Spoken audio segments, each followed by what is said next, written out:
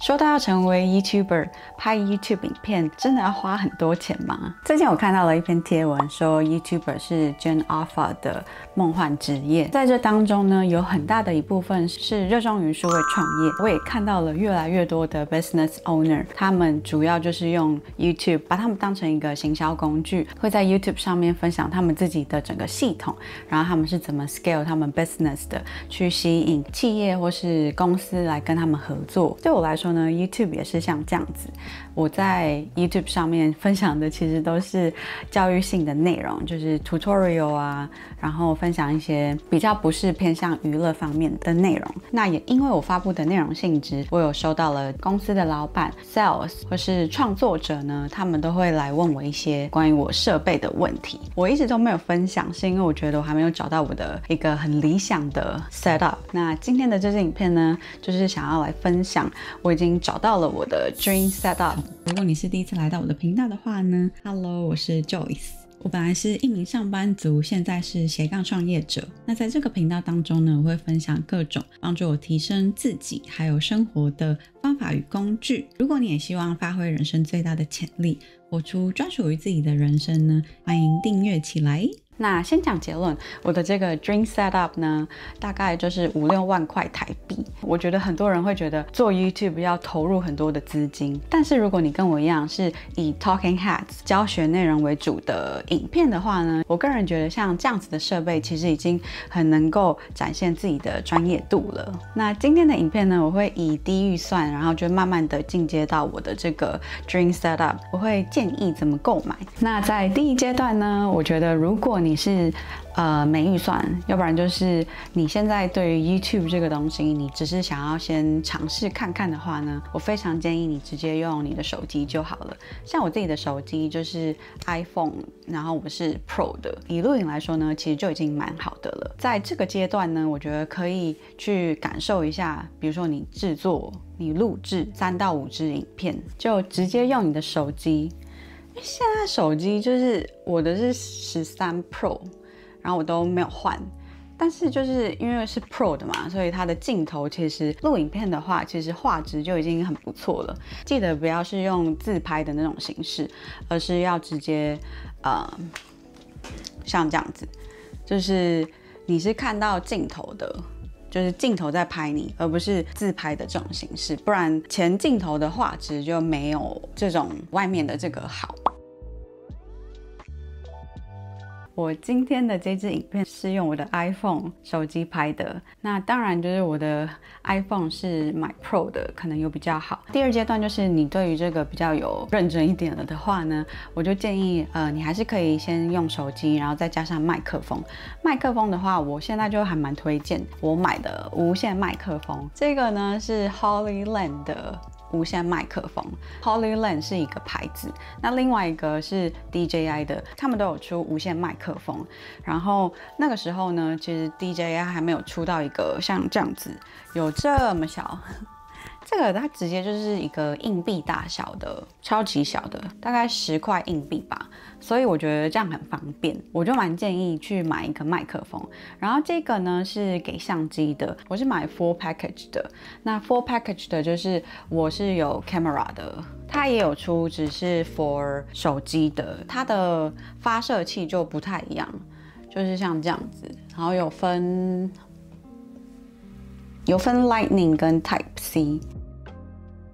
然后呢，你就直接把它 plug in 到你的手机里面，看看你的手机是 Lightning 还是 Type C， 然后就这样子插进去之后，再别上一个麦克风，像这样子，然后就可以开始无线的录音。用无线麦克风的好处是，它的收音还是会比直接用手机这样子收音好。然后比如说你的画面想要有一个景深，那你的手机呢就可以搭配一个脚架，然后就可以放到很远。就尽管我是放到那边，但是因为你有无线麦克风，所以就算在你的相机在很角落的地方，它的收音也还是很清楚。这里呢，我想要再提醒一下大家，影片的画质跟影片的音质这两个呢，音质是会比较重要的。如果你在看我的影片，然后我讲话的声音就是很小，要不然就是它收音很不好，会有很多的杂讯、杂音啊等等，背景音乐什么的，根本很难听到我在讲什么的话呢，你是不是就会想要关掉影片，然后不想看了？那我之前刚拿到这个麦克风的时候呢，有做了一点测试，就我家有那个扫地机器人，然后我在录 YouTube 影片，我就用它来测试看看说，那个我直接开启它有一个叫做降噪的功能，降噪开了之后，你可以看这支影片，它就有一个特定的网址，然后你可以去做 SEO 的设定啊，还有像是网站的，它会有 navigation 导航列的这些功能。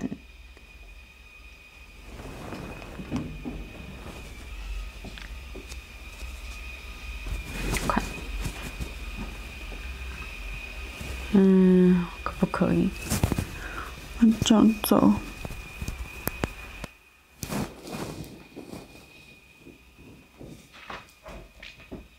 而有一个网站呢，它可以大大的提升你企业啊，或是品牌的专业度，这些都是以往 Notion 如果你单纯分享页面呢，没有办法做到的。是不是真的有差？所以我就觉得，如果你已经有一只手机之后，接着建议购入的第二阶段就是无线麦克风。那我刚刚还少提到，其实脚架也是蛮重要的。像是如果你是用手机，在这个阶段呢，可以用手机的脚架，像这样子。然后我也有买过像这种的，就是很小一个，就这样子，然后就直接摆在桌上，像这样子，它就可以直接在桌上，然后你就是手机直接像这样子录音。如果你是录像我这样子在镜头面前讲话的话，接着如果你是真的对于影像创作这一块很有兴趣，跟我一样，我是真的很喜欢拍影片，然后对 photography 就是摄影也是非常的有兴趣。那我自己个人的 dream setup 呢，就是一个相机。那我相机是用 Sony 的 A6400，这台我已经买超级久了。我的第一支影片就是用这个机身 A6400，到现在也4年了吧。我最近才发现，就是相机的机身呢，为什么我的预算可以在这个5、6万块，是因为我的这个 A6400呢，它是叫做一个 APS-C 相机的机身，会有分2种，一个是 APS-C 跟全片幅。这个我没有到就是非常专业可以讲解，但是 APS-C 就是代表说，我在录，比如说这个画面，它会是好像是有比较裁切这样子的。全片幅的话呢，就是它可以录到一整个，所以就是如果我在做一些影片剪辑的时候，如果我需要放大缩小的话，那全片幅的画质用像这样子的机身去拍的话呢，画质就会比较好。跟 APS-C 比的话，这2个总的来说呢，就是全片幅的画质会比 APS-C 好，也就是造成它们2个价格的不同。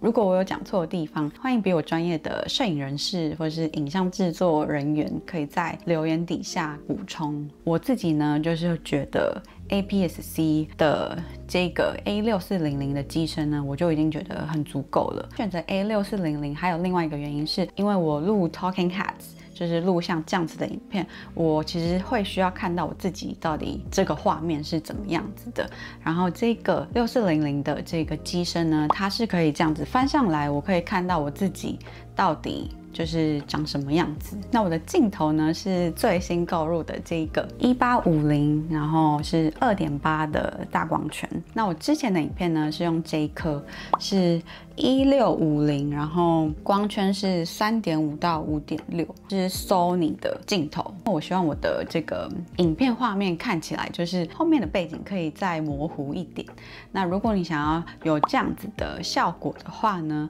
就是要选大光圈。那我现在这一颗 Sigma 的话呢，它录起来就是2.8的大光圈。大光圈的意思就是我后面跟主体，我这个人像这样子比较多的后面比较模糊，图，然后就会让你的影片看起来比较专业。大家看电影就会知道背景都是很模糊，然后人物是很明显的嘛，所以如果你想要让你的画面有电影般的那种感觉，就是要买大光圈。然后我的镜头呢是1850的，它就是叫做变焦镜。我们大家如果用手机，不是就是会放大缩小吗？换到相机的镜头来说，就是如果像我的这一颗叫做1850，就是有2个数字，所以就是可以放大缩小的意思。那如果你的这颗镜头是比如说是25mm定焦镜，像这样子的话呢，就代表说你不能放大缩小，你就是在一个位置定点，能拍到的这个画面长怎么样子就怎么样子。那如果你想要拍比较近、比较远什么等等的，那你就是你自己这个人，你要往前，要不然就是要往后，你才会拍到不一样的画面。这个呢是我自己就是对于摄影，因为我是摄影很专业的人士，所以我之前在听他们讲这些术语的时候，我都会很听不懂。然后我是最近才真的用我自己的这个理解，希望可以帮助跟我一样，就是每次听呢专业人士在讲的时候，我都会听不懂。那就是其实就是我想要有可以放大缩小的话，你就是买变焦镜。对我来说是这样子。我一直以来买镜头呢，都是买变焦镜的，像是这一颗 Sigma 的1850，然后 Sony 的这个1650。然后我第一颗就是那时候也都还不懂的时候，我也还有一颗镜头。这一颗就是当时候买 Sony 的这个6400的时候，它就配的一个基础的是18135，然后它的光圈是3.5到5.6。就目前呢，我就是有3颗镜头，然后我最推的就是我现在目前的这个组合。这个组合呢，就是 Sony 的 A6400机身搭配 Sigma 这个镜头是1850，然后2.8光圈，再搭配我这个 HolyLens 的这个无线麦克风，像这样子的 setup 是我目前用下来觉得最推荐的，在5-6万块就可以把这个画面，我觉得已经弄得很不错了。最后一个阶段呢，是如果你想要让你的影片再有更多的氛围感的话呢，像我自己，我大部分呢都是直接用 natural light 阳光，直接就是像这样子的，我觉得就已经很够用，再加上室内的灯光。那如果你想要再多一些氛围感的话，你可以去买氛围灯，就是最后一个阶段。我就是像这样子，你打开之后呢，它就是会放到后面，你可以放到这样。像这样子的话呢，你的画面感觉又不一样了嘛。像这种小物呢，就可以再更增添你这个影片的质感。建议呢，也是把它放离你的这个镜头比较远一点的地方。你会希望你的相机，然后你跟后面背景这种